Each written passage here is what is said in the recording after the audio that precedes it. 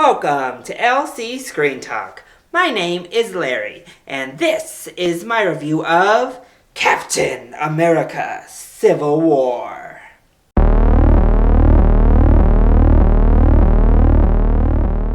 So Captain America: Civil War, also known as Avengers 3, is the third superhero film to hit theaters this year. And we're barely at the start of May? My excitement for this movie has grown more and more as trailers have been released, as information has been released, as new characters have been added to the cast, and this one lives up to the hype. I loved Civil War. First of all, the entire concept is so compelling. And I think that's why I've always really enjoyed the X-Men movies and the X-Men in general, because they're so philosophical. They bring up so many real-world issues just in a super kind of way. And I think Civil War really strikes the balance of being serious, of being relevant to our world that we live in, but also staying fantastical and staying in the world of the Avengers. And I'm going to tell you, I still don't know whose side I'm actually on because the debate is so complex and both sides bring up such layered, good, solid arguments for what it is they're fighting for that you leave the theater still not fully convinced by either side and not really knowing who you agree with. And I think that is a fantastic benchmark for this movie. And it all just begs the question of what is moral? What defines doing the right thing? What defines being accountable and having responsibility? And what really defines a hero? And what's the proper give and take? Is one life worth saving the masses? Or are you considered a failure if someone dies in your mission to be a hero? It's a great debate, and they continue to bring up great cases on each side throughout the film. One side, I think, is much more logical, and the other side really plays to those ethos, and it's tough.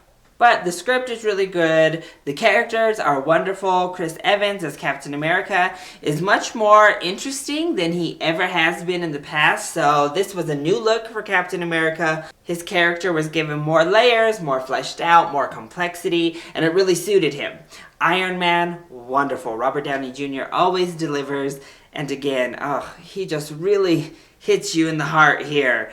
And funny as always, just amazing. Great performance from Robert Downey Jr. And he really elevated all of the material. I think if it wasn't him on the other side of the argument, you easily would be siding with Captain America.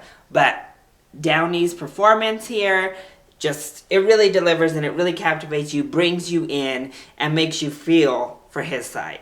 Scarlett Johansson is wonderful as Black Widow, as always. I love her action shots in here. She's really bringing it, and she looked great. So Elizabeth Olsen and Paul Bettany were good. Paul Rudd had a very small role. He was alright. He was fine. Anthony Mackie, I think, is really coming to his own as Falcon, and they actually gave the Falcon a lot more to do here and made his character so much cooler than he's ever been.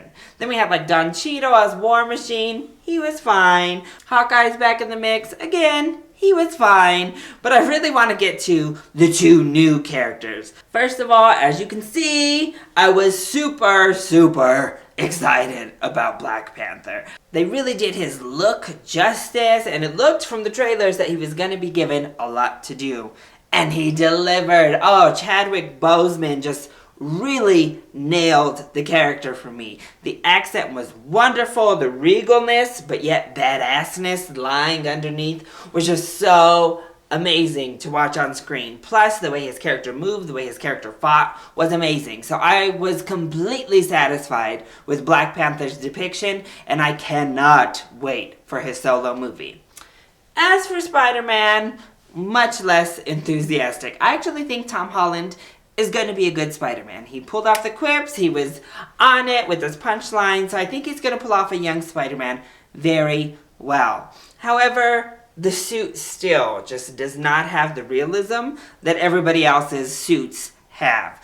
Iron Man's suit comes to life as moving metal. It all felt authentic. Even something like the Black Panther suit felt like it was actual material. Spider-Man, however, especially when he's amidst the other characters in battle, it looked very CGI. It looked very synthetic. It didn't look real in any form to me. So I have big problems with the suit. He was very jokey amidst a sort of lighthearted fare, but a much more serious Marvel movie. So I'm not sure that this was necessarily the best movie to plug him in, just because the tone was not necessarily the best for his character. But I think Tom Holland's going to do a good job, and it set up a nice little setup for his standalone solo film. So I think Spider-Man is actually a good place to go ahead and transition to the few things that I think the movie missed the mark on. First of all, I saw this in 3D RPX at a Regal Cinema. You don't need to waste your money on 3D. I don't really think it added anything to my experience. I kind of just felt like I was wearing the glasses because they didn't utilize the 3D, at all. So I'm going to see it in 2D on Saturday, and I have a feeling it's going to be pretty similar, if not even better, in just straight up 2D. But I need to comment on the first act of the film. So it really opens strong. The opening sequences are really cool. Crossbones is awesome, legit. It all works really well.